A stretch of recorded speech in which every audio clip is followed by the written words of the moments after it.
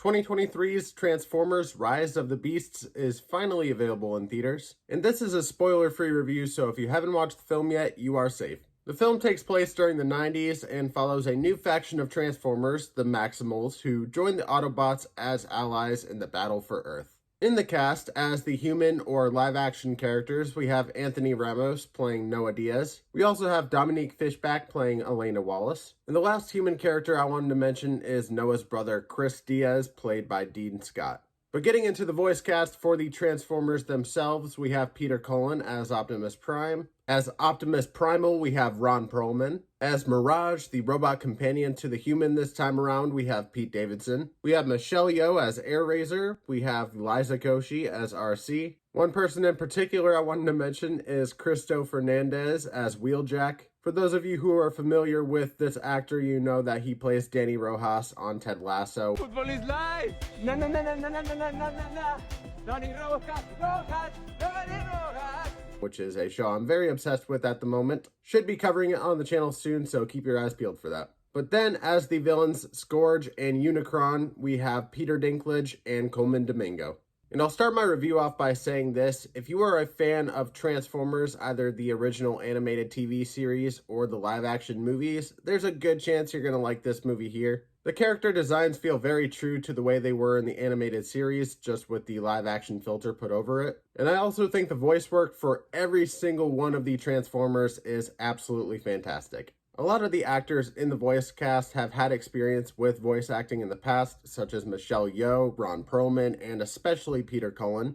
But the voice actor that quite surprised me was Pete Davidson as Mirage. He seemed to have a lot of fun as the character and did a really great job. But honestly, it was just nice to have a robot companion to the human other than Bumblebee this time. But speaking of the human characters, let's talk about the human characters. We have Noah and Elena, once again played by Anthony Ramos and Dominique Fishback. I'm going to talk about Elena first because I have the least to say about her character. Dominique Fishback is a good actor. She's good in this. They just don't give her character much to do, and they don't give her as compelling of a story arc as they do with Noah. Noah is the character you're really supposed to care about. He's essentially the main character of the movie. He's an ex-soldier who's down on his luck, trying to help out his sick brother Chris. But in order to make some money to help his brother, Noah decides to go steal a car, and that car just so happens to be Mirage. This leads me to one of my first positives of the movie. The whole car chase when it comes to the cops and Mirage is one of the most entertaining scenes in the entire movie. The action and the comedy went hand in hand, and they were having so much fun with it, and therefore I was having so much fun with it. And along with that, in that first act, going into the second act, they do something very big in the story that surprised me, and it really had me intrigued to see where the rest of the movie would go.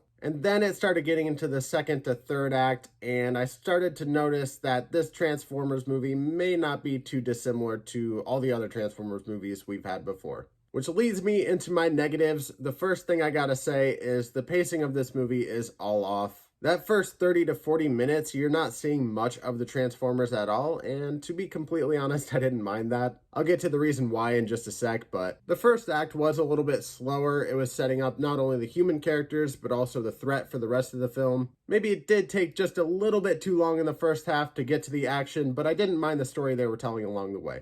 But once you get past the first act, the pacing gets a lot more noticeable. It slows down, it picks up, it slows down, it picks up. And it pretty much does that until you get to the final battle of the movie. There was a sequence about halfway through the movie where the two human characters were looking for some artifact, and that whole scene, my eyes were just glossed over. I was completely zoned out. Felt like I was watching a different movie almost. And it's stuff like that that I feel really isn't that necessary, and it's just there to have the human characters doing something. When it comes to these Transformers movies, I feel like a lot of people would rather see more of the Transformers as opposed to the humans. But in this movie, I would almost rather see more of the humans as opposed to the Transformers, but at the same time, some of the stuff with the humans isn't that interesting, but at the same time, a lot of the stuff with the Transformers isn't that interesting. And part of that is because of certain things I can't talk about in this review, but part of that is also because the CGI on the Transformers, in this movie at least, does not look the greatest.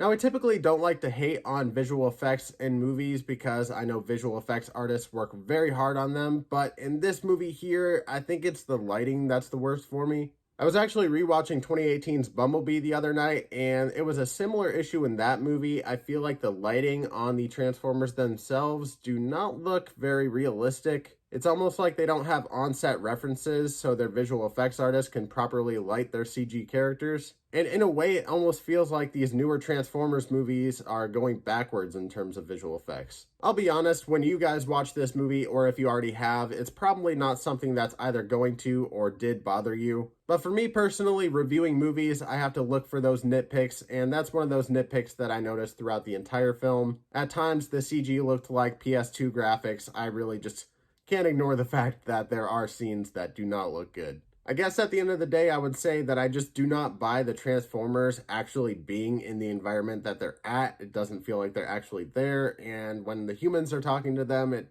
feels like they're just talking to the air. To be completely fair, the more the movie goes on, the less I notice it, but it is still something that I noticed throughout the movie. So I guess I would say for the movie as a whole, it's definitely an upgrade on the story, but definitely a downgrade on the visual effects. But with all that out of the way, it is time to rank this sucker. 2023's Transformers Rise of the Beasts is a discounted ticket.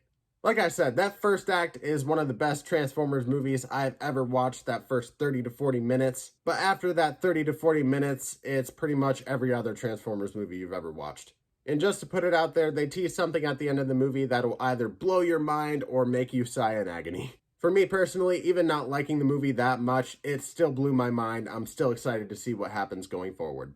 But have you seen 2023's Transformers Rise of the Beast? Down in the comments below, without spoiling anything, tell me what you thought. Have you not seen it? Are you planning on watching it anytime soon? Why or why not? Really, any comments you have for me, I would love to hear from you. I respond to as much as I can. But do me a favor and leave a like on this video, subscribe, and hit that notification bell so I can see you in the next one.